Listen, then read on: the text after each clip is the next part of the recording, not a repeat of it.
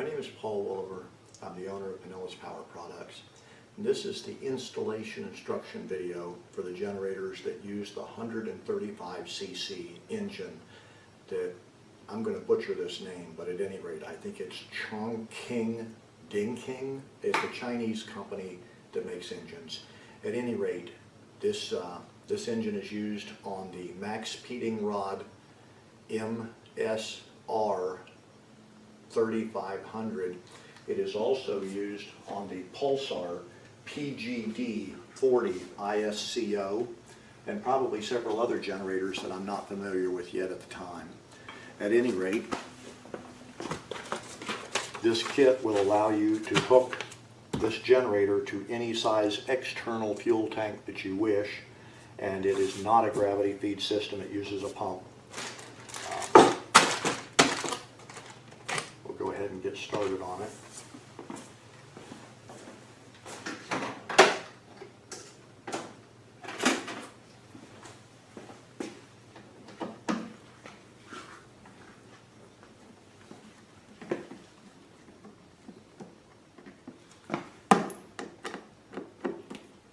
Both the side covers are held on with two machine screws that are short. And both the side covers are held on with the identical screws, so it doesn't matter which side you took the screws out of when you go to reassemble it.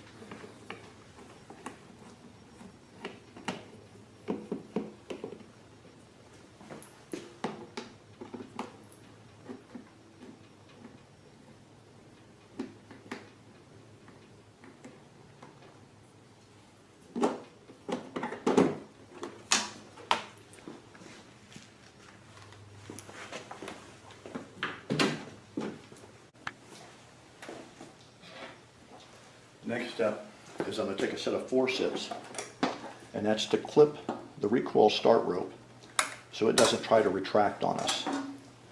Then, if you come over to the fuel selector knob, make sure that the fuel selector knob is in the off position so that it doesn't leak gasoline out on the next step.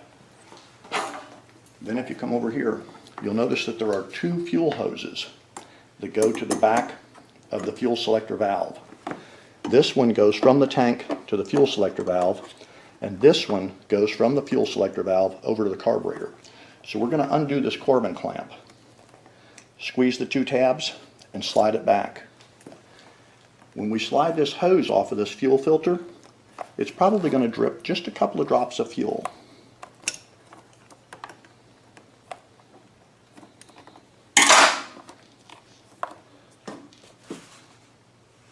Okay. I'll show you how a Corbin clamp works real quickly. You squeeze the two tabs and the Corbin clamp opens up. You release them and the Corbin clamp closes.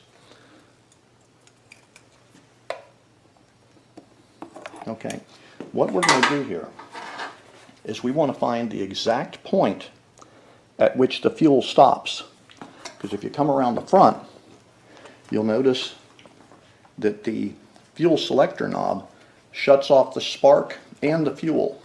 So if you turn it on over to the run position and then start bringing it back slowly, you want to notice exactly where the fuel stops flowing. Because when it goes all the way to the off position, it stops the spark as well. So you don't want it all the way to the off position. So I'm going to turn it on and we'll see where the fuel starts flowing. And it starts dripping fuel. And right there it is stopped. So the safe point would be right where this center line intersects this arc. But in order to run good, I want to make sure and bring it back just a little bit further. And I'm going to mark it with a section of yellow tape, because you've got a red dot here for off, and that would be ignition off and fuel off. And this is fuel and ignition on. And we're going to put a piece of yellow tape to mark fuel off, but ignition or spark still on.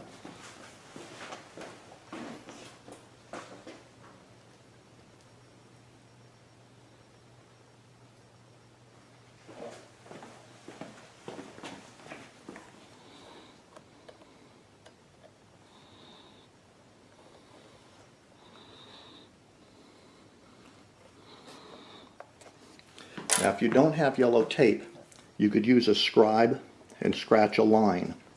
And that line is going to be the position that you're going to be running the generator in anytime it's on the remote tank. So if it's on the stock tank, you'd have it to the run position, and that's fuel and spark on. And to run it off the remote tank, you'd have it in this position, which is fuel off, but still spark on so that the engine will run. Okay, now we'll go ahead and put the fuel line back in place. And put the Corbin clamp back where it goes.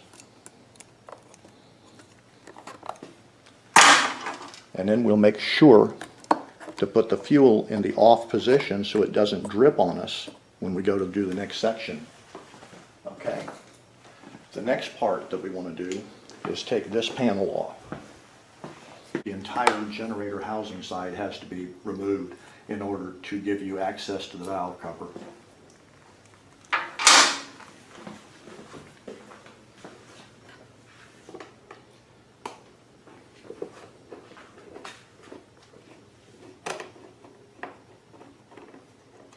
The front and rear cover are all held on with these bolts.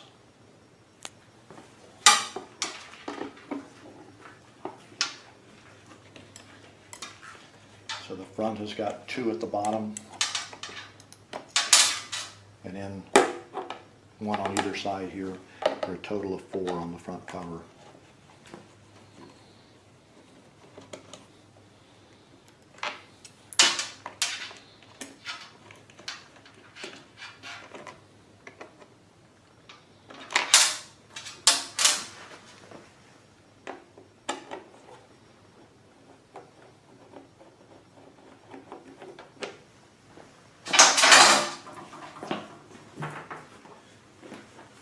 Then the front cover unsnaps at the top, and there's 2 snaps that go into these little notches here.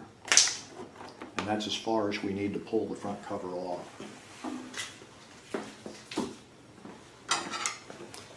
The back cover is held on by 6 screws. And they're identical to the ones in the front cover.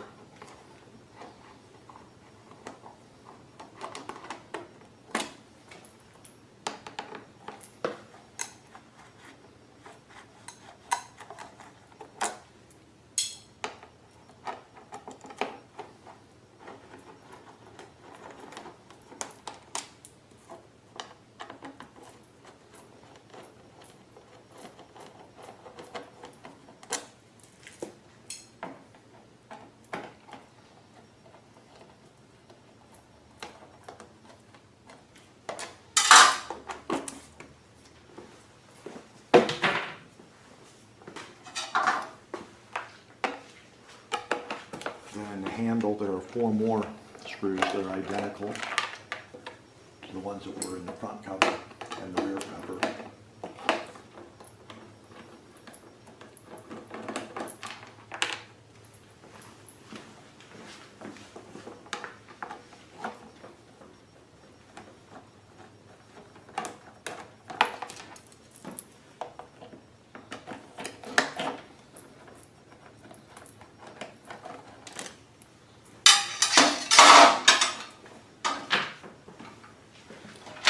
And then there are 3 bolts at the bottom that use a 10mm head.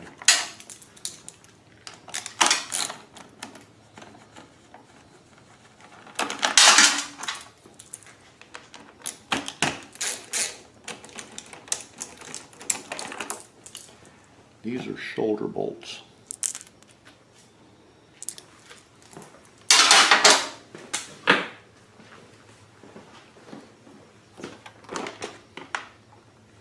This side will lift off. Okay. In the kit, you're going to get a bag of small parts. In this bag of small parts is a flash drive, and it has a copy of this video in a high resolution form without commercials like the YouTube version. Let's go ahead and take the valve cover off.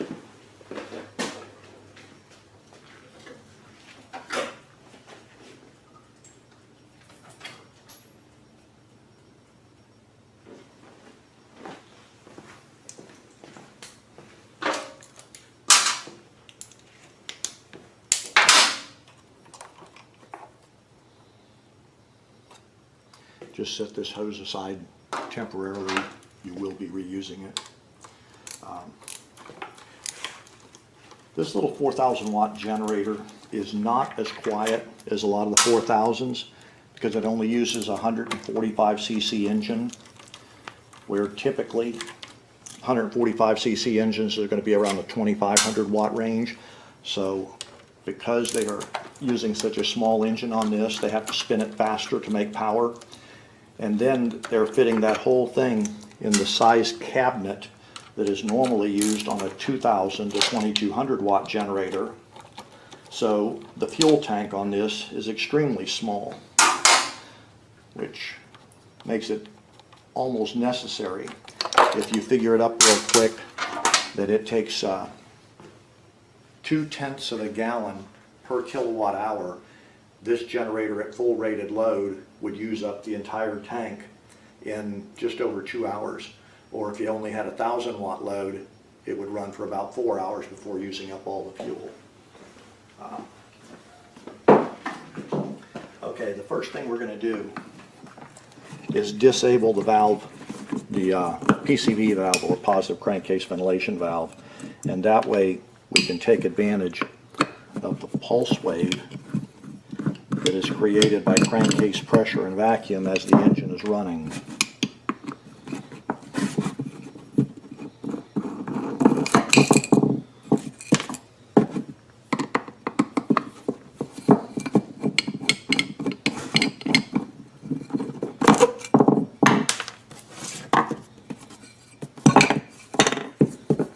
There's a couple of ways that you could disable this. One of them is just take a pair of needle nose pliers and mutilate this little wafer. Just bend it back at a sharp angle and kink it. Or you can take one of the zip ties included in the kit and zip tie it in the open position, which is what I'm going to do. Not that I think that that's the better choice, but simply it's more difficult than kinking it, so I'll show you the difficult method. And if you do choose to kink it, that's pretty self-explanatory.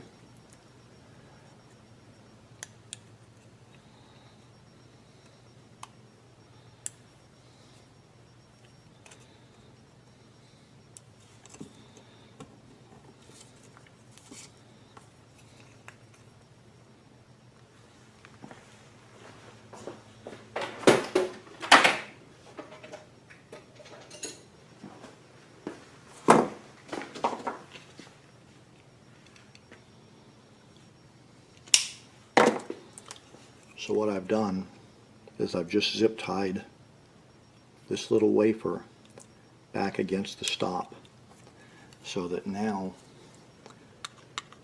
as you can see, when I push the screwdriver through there, air can go both directions through this hole.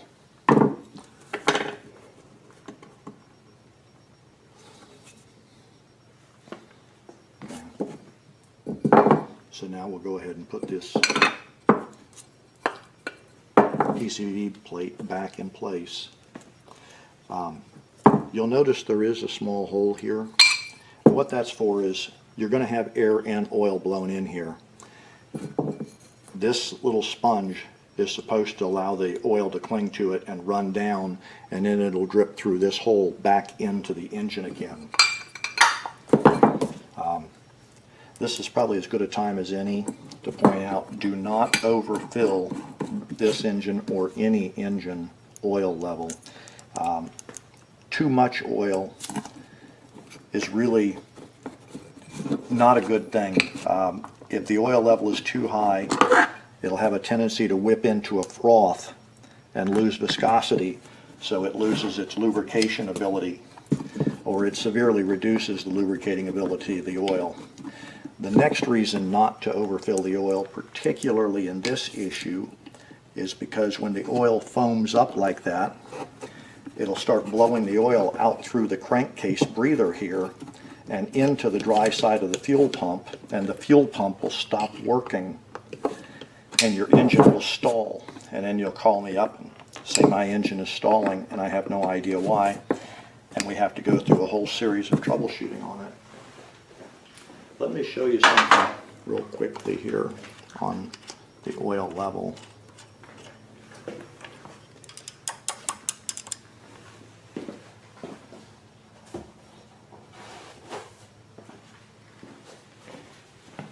If you screw the oil fill or dipstick all the way in, you'll notice that it's got a line right here that says full and a line right here that says low. So that's with it screwed all the way in. So if you just push the dipstick in to where it touches, you don't want it to go all the way to the top of these hash marks. You want it to go about a ½ inch below the hash marks. Another thing is, hold it so that this handle is vertical. That way the dipstick is also vertical. So when you push it in and then pull it out, you're going to see the oil line runs at an angle along the dipstick. So right now our oil level is right here. I don't know if you can see that clearly on the camera or not. You can probably see it a little better here. But your oil level is right about where my thumbnail is. So you could actually add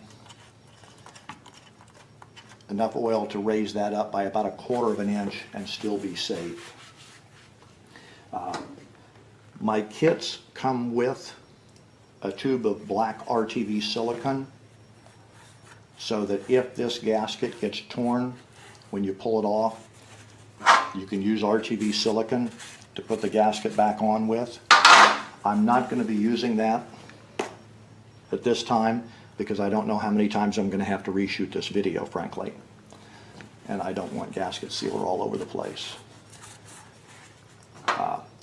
But if you were assembling it at your house or whatever, because this has a slight tear on it, I would suggest go ahead and use some of the black RTV silicone.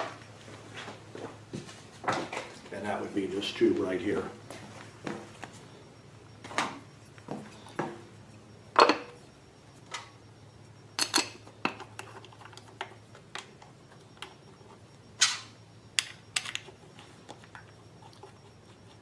The next thing, because this engine is so small, the pulse wave created by the crankcase pressure and vacuum is very, very small, so we have to be careful not to let any of it leak.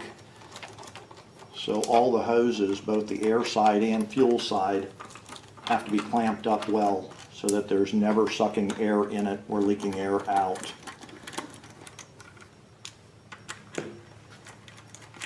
If that were the case, then it wouldn't pump enough fuel to keep the engine running.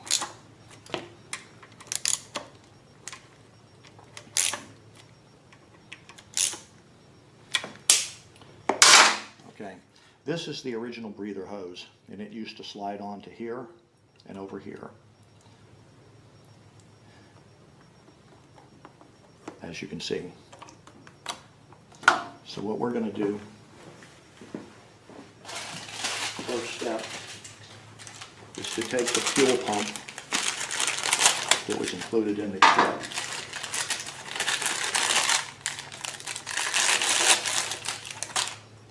There are 2 rubber caps on here. Go ahead and pull those off.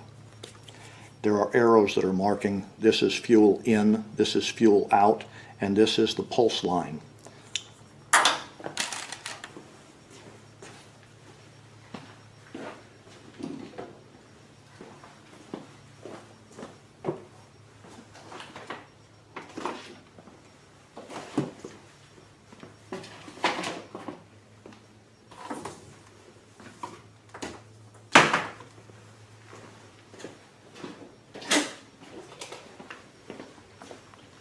Take the section of 1/4 inch fuel hose that was included in the kit and cut a section 6 3/8 of an inch.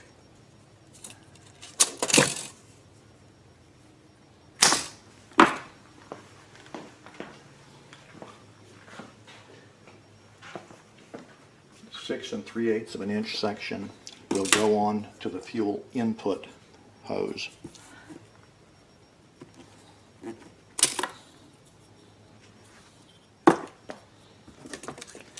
Then cut the next section 3 1/8 of an inch.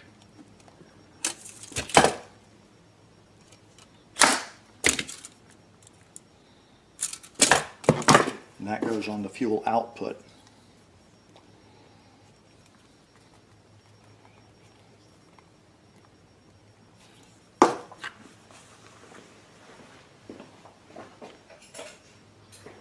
And we'll go over to the carburetor here. What we're going to do is we're going to remove the hose that goes from the fuel tank to the carburetor.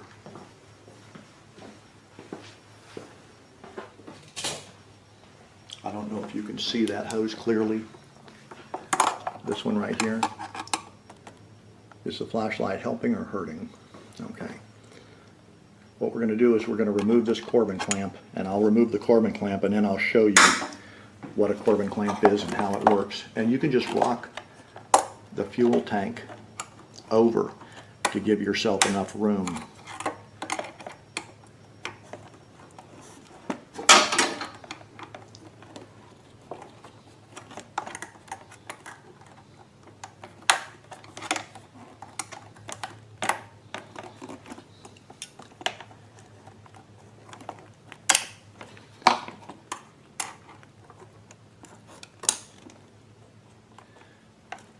Okay.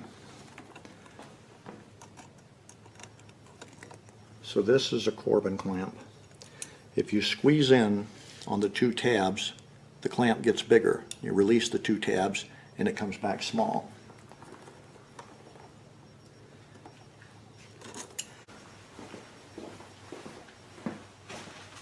In the kit,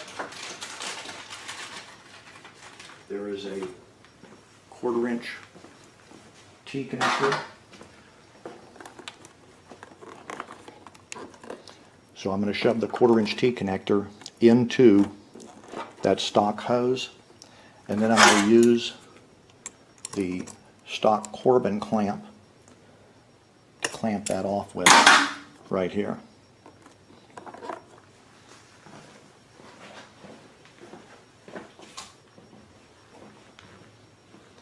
Then we'll take the fuel pump, and this is the output line on the pump, so it will go to the carburetor.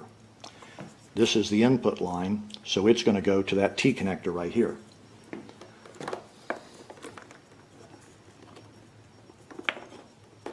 Let me get just a drop of oil.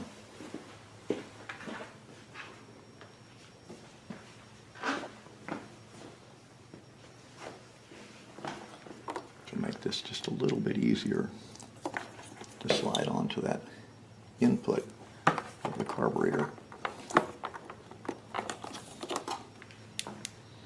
Okay.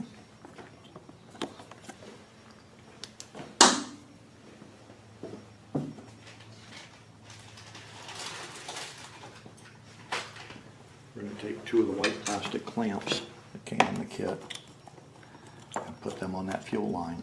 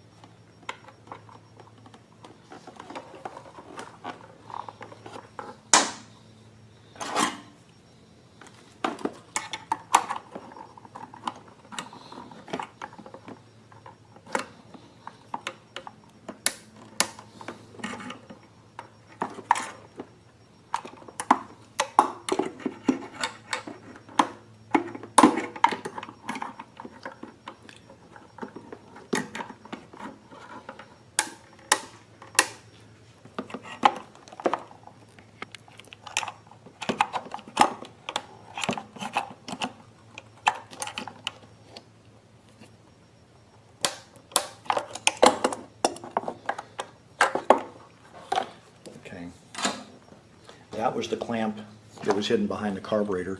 This one here will be easy for you to see how it works. Just put the clamp onto the hose, then take a pair of pliers and squeeze down on it.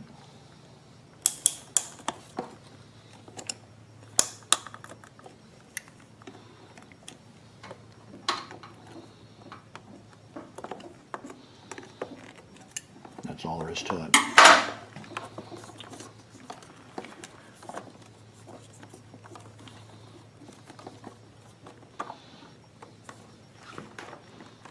Okay. This hose is going to curve around and go on to the top of that T.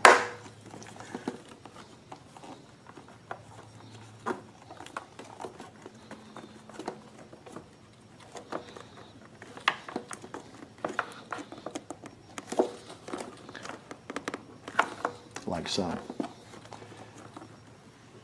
Unfortunately, everything on this engine is black, so it's like working on a Mercury outboard.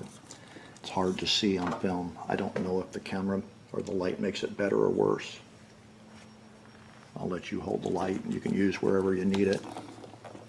Okay, so the back hose has a Corbin clamp on it. I'm going to put one of the white clamps included in the kit on the top hose here.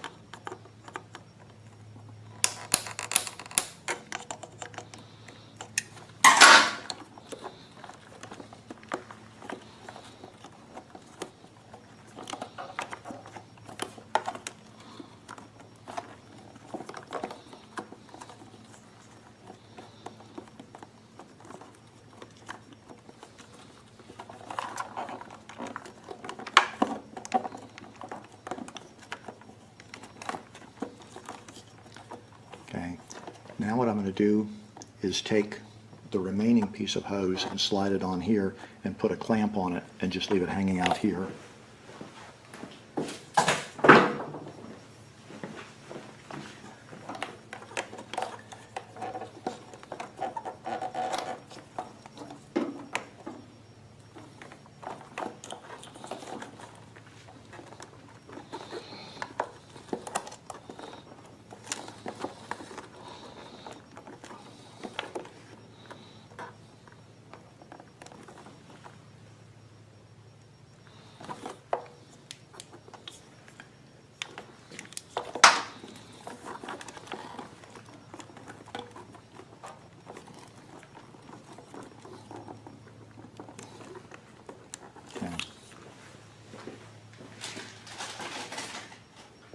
Two more of these clamps. One of them will go on this hose.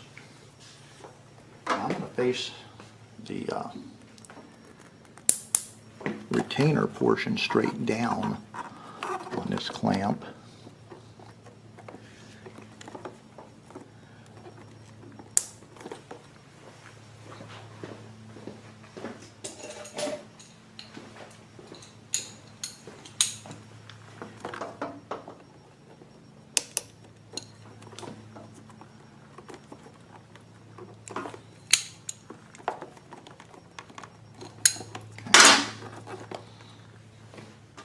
Then I'm going to put another clamp on the fuel inlet line.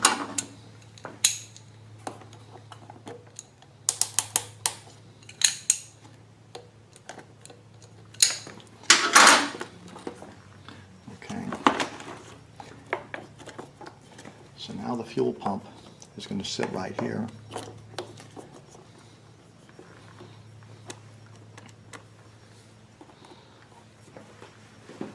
Included in the kit is a fully assembled PCV valve. The PCV valve will have, where the PCV valve is, goes to the original intake. This hose goes to the pulse port on the fuel pump, and this, you're going to cut off approximately 1.5 inches of the original hose to connect this to this. So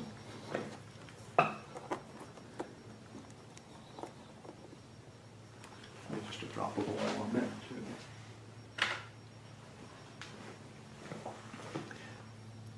You can get a drop of oil from the dipstick to make your life easier when putting these hoses together. I'm just going to pull that elbow out of there.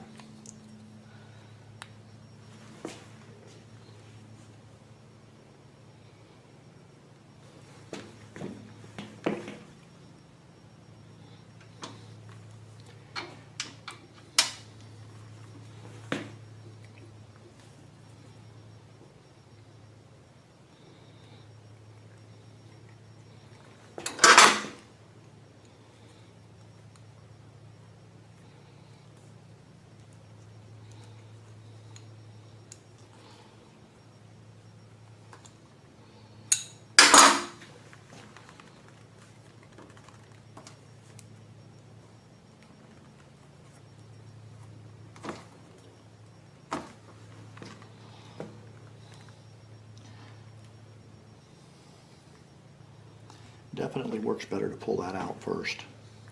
So now you have the little elbow facing forward.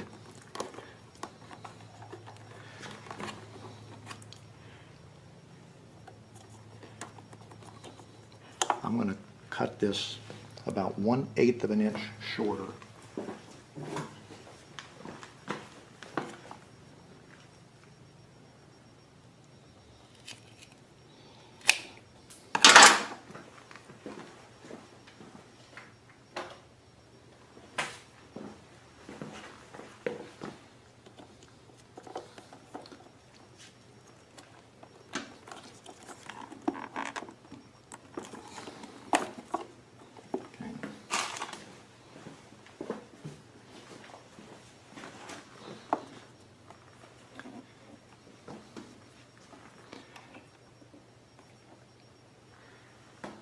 If in doubt, cut this hose longer than you think you will need, because you can always shorten it.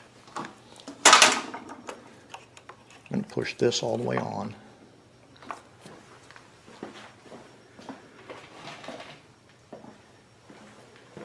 This hose sits so close to the housing that there's not enough room to put one of the white clamps. So we're going to put one of these zip ties, and we're going to orient it to where the latching portion faces down so it doesn't get in the way, because it's that tight between the valve cover and the housing.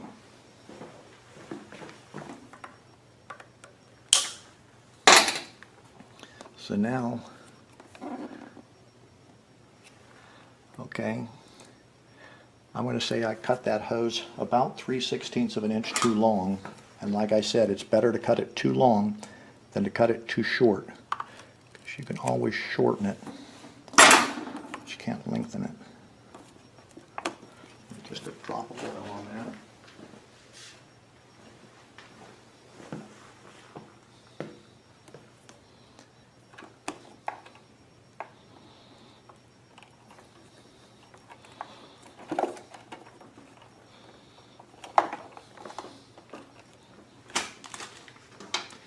And we'll put another hose clamp, or excuse me, a zip tie, because there's not a lot of room. And again, face the latching portion down.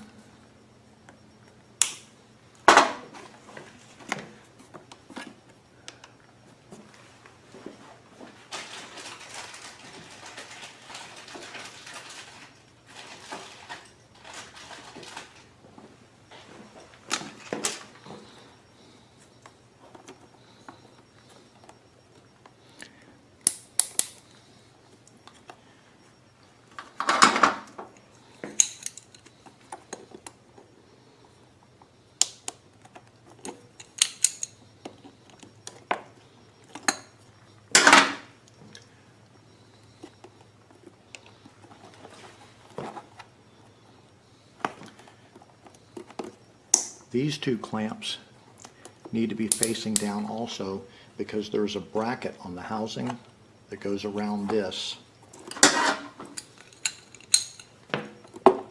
And we don't want it to interfere with that bracket.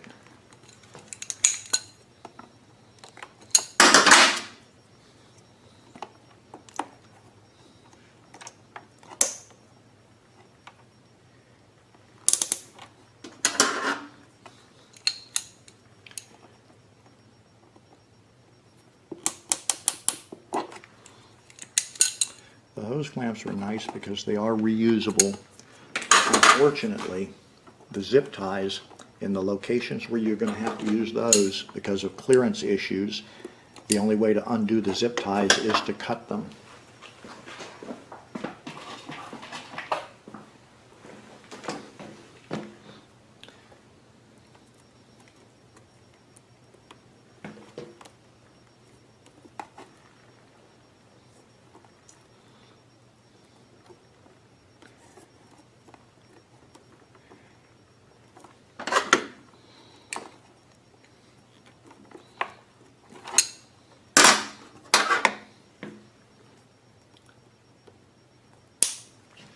So we've got a zip tie here, and here, here, here, and here. And that's because of clearance issues. There's just not enough room for anything else.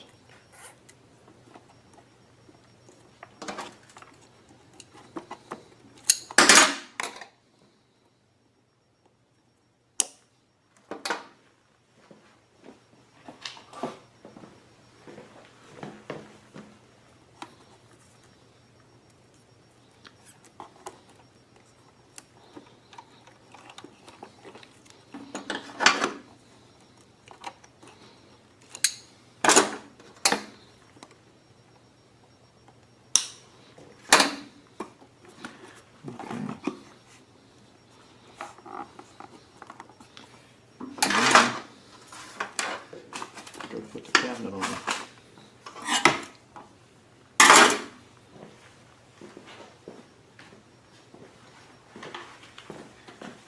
We're going to be putting the fuel inlet port right here, and it's a lot easier to drill it with the cabinet off. So where we want the inlet port to be is right in this area. So if you pull the foam back, you'll see that there's a web.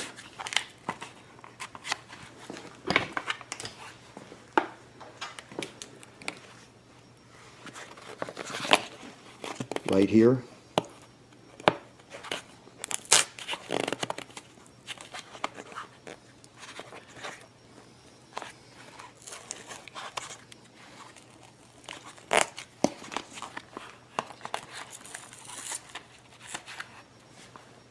You pull that section of foam out, you can see the web. So you want the fuel fitting, the hole to be drilled in the center of this area right here.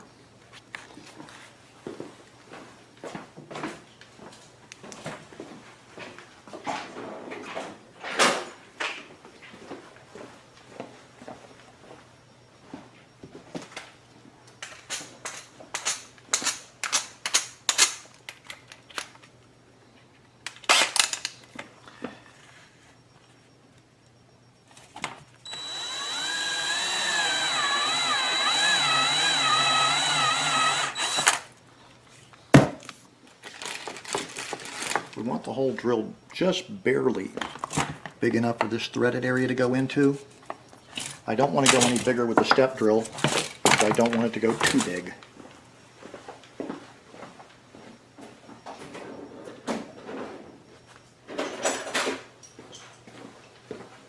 So I'm going to use a repairman's reamer just to clean it up just a little bit.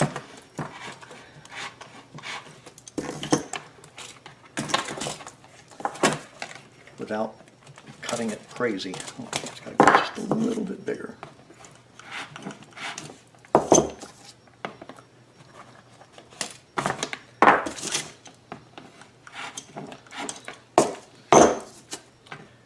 Okay, that's a fairly snug fit.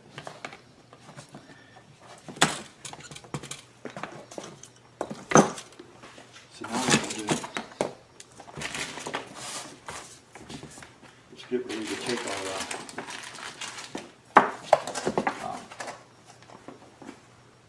hose barb.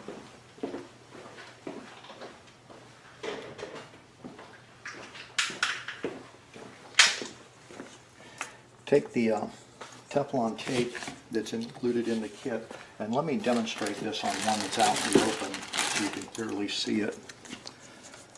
When you wrap the tape around the threads,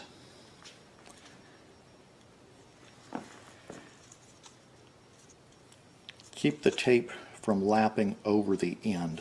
In other words, if you were to get it like this, when you screw the hose barb onto it, it would shear off this portion, and then that would be in the fuel system somewhere.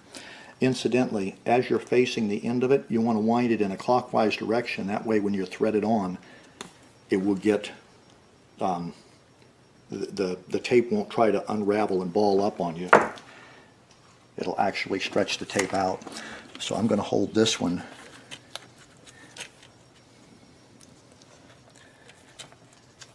and try to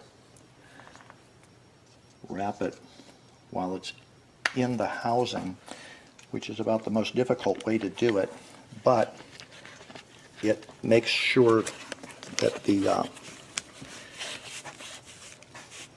housing hole is drilled as small as possible, because it would tear off the tape if you tried to wrap the tape on the fitting before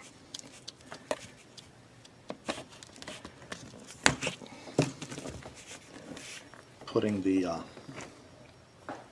hose barb on. If you get frustrated and unable to wrap it there, then wrap it out here and clean up the hole just a little bit more so you can slide it in.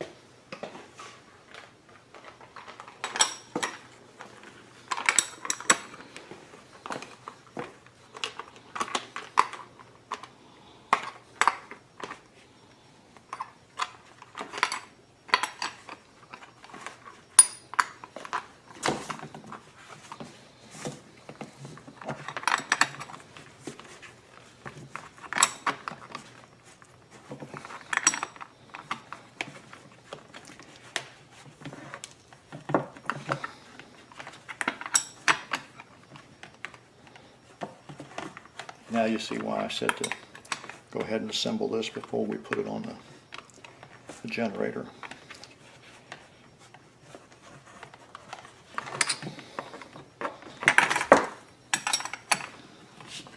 A bit longer wrench.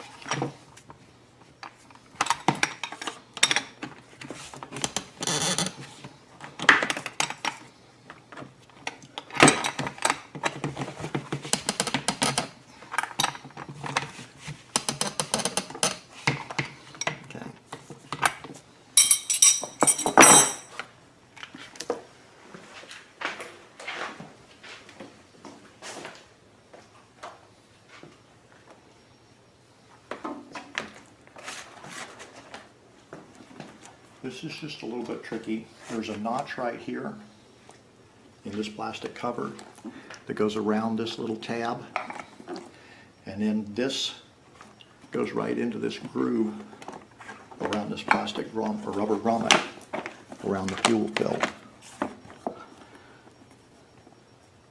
So I'm going to put the top 2 or 4 bolts into the handle first.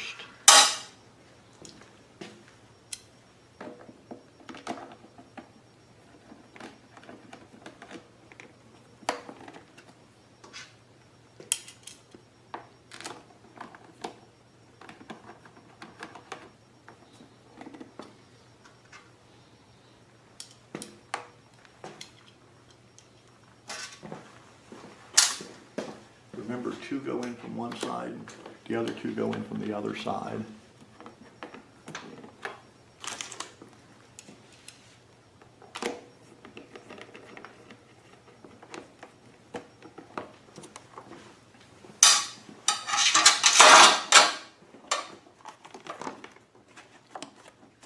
Okay.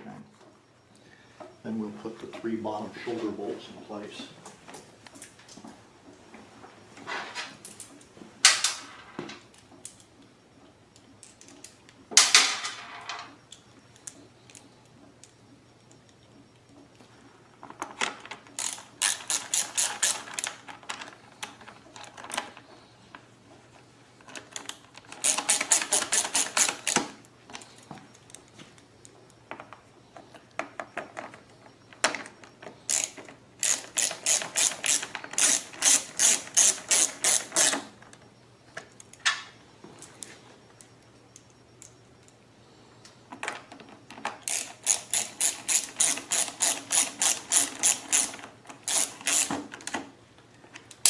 Okay. Now before we put this cover on, I just want to make sure that that choke moves smoothly. Flashlight. Oh, you've got it. Just want to take one last look and make sure that no hoses are kinked or pinched or anything like that. So now's the easiest time to get all that squared away, if it is.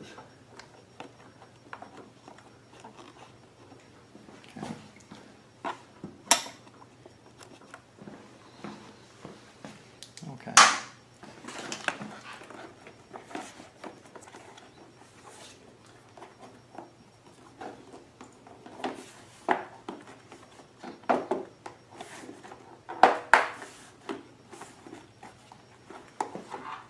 Look it up.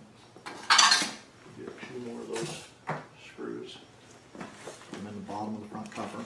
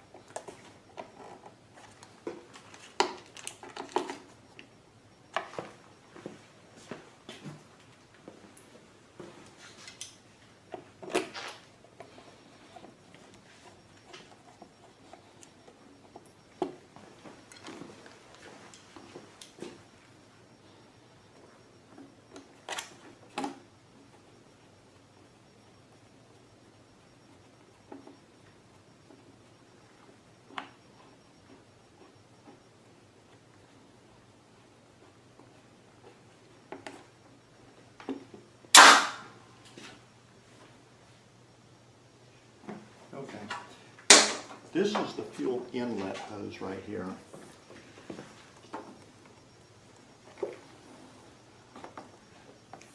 We're just going to run it along here, then back up,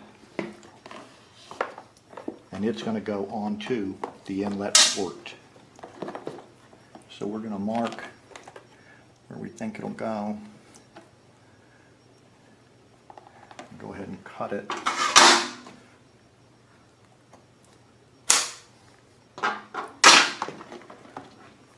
We'll put just a drop of oil on that and slide this hose onto the bottom.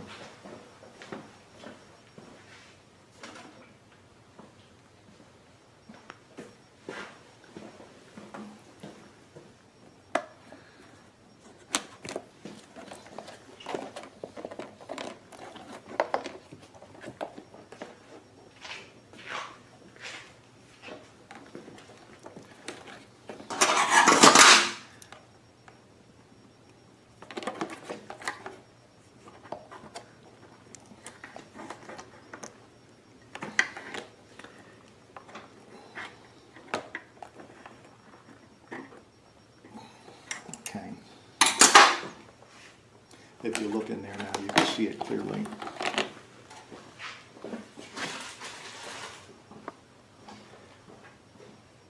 We're going to take another hose clamp and put it on here.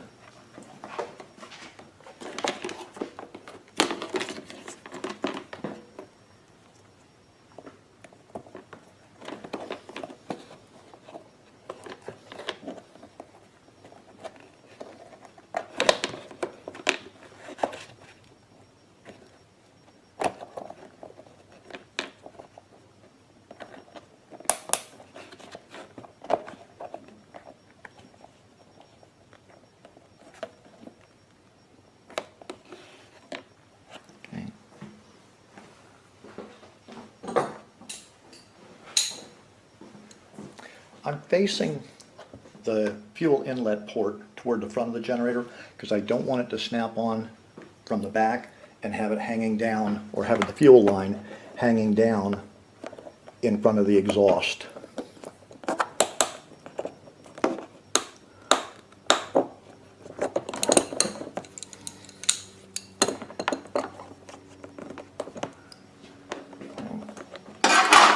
Now, you notice this is the input fuel line, and there's a door right here that allows you to check the oil.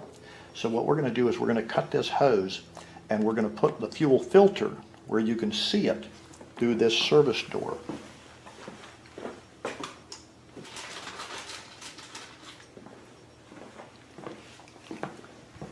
Keep in mind the fuel enters here and runs down this way, so you want the fuel arrows pointing in the direction of fuel flow.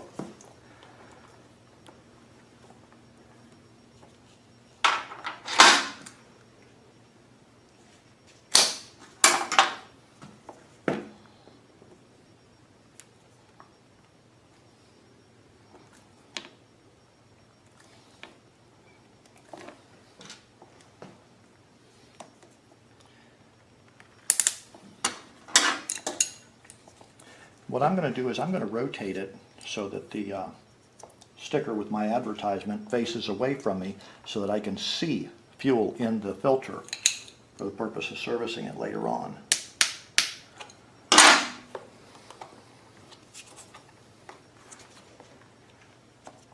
Cut this right here.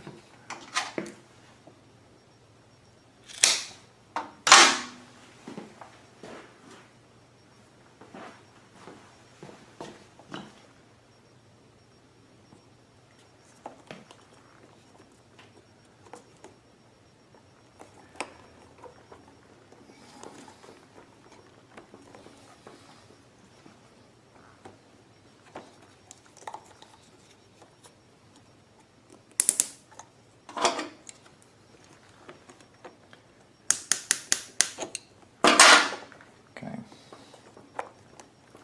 it all lays in there nicely. Okay, now I'm going to go ahead and put the back cover on.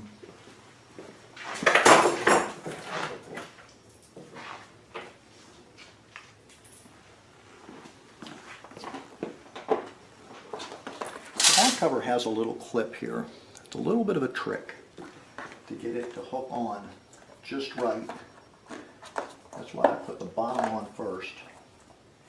And if you'll notice, the little clip is what's holding it in place while I put the screws in.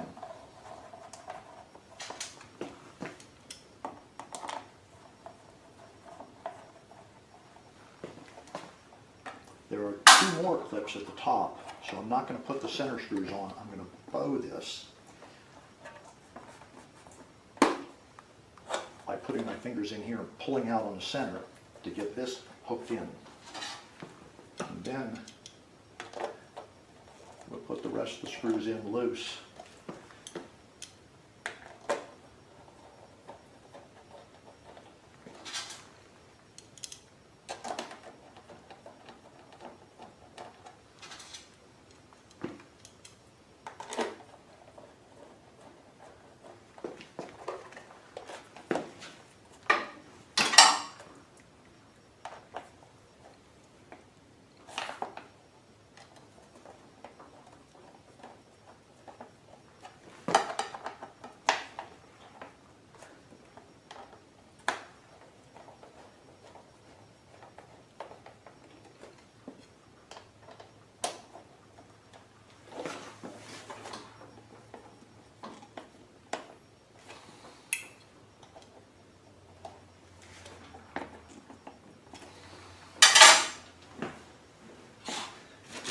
here and just make sure that nothing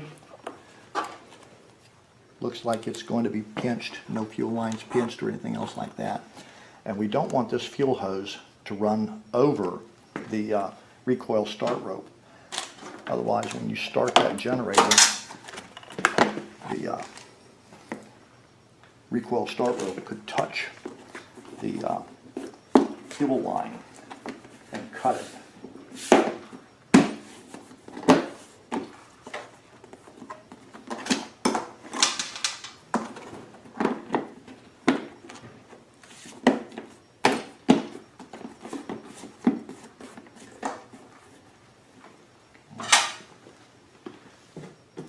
I take the 4 shortest machine screws, put them back into this cover.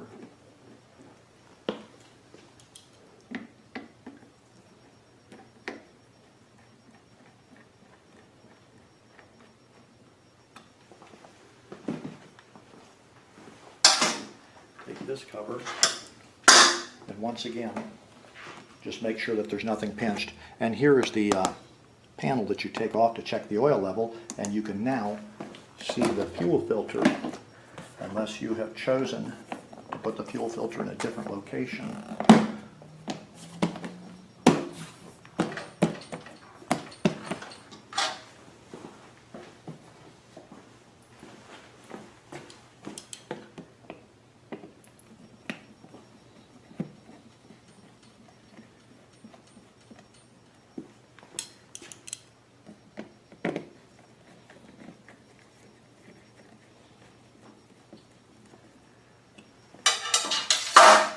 At this time, the installation is done. I would have you go and start the generator up. I'm not going to do it in here because we're in a small room, but start the generator the way you normally would and slowly start turning this knob back to the off position and make sure that this yellow piece of tape is right before it shuts off completely. Like, in other words, the mark on the fuel selector knob is facing the center of this yellow tape, and as soon as it drops off the side of that yellow tape, you want the engine to stall, and that tells you that that piece of yellow tape is in the right spot. If you can rotate it quite a bit before it hits the kill, then take the yellow tape and move it over, and that will be your new off fuel, and this is your off engine because it kills the spark and the fuel. At this point, the only step left is to attach the decal with the operating instructions on it.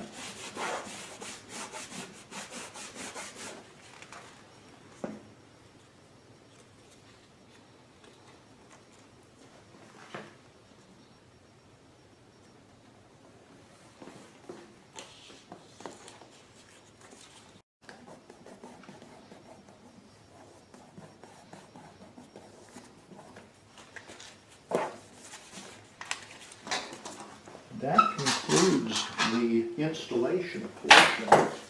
If you want to watch the generator running, please take a moment to watch the demo video, at which point I'll go over this and I'll actually start it up. We'll be outside and I'll show you the steps to be able to run it.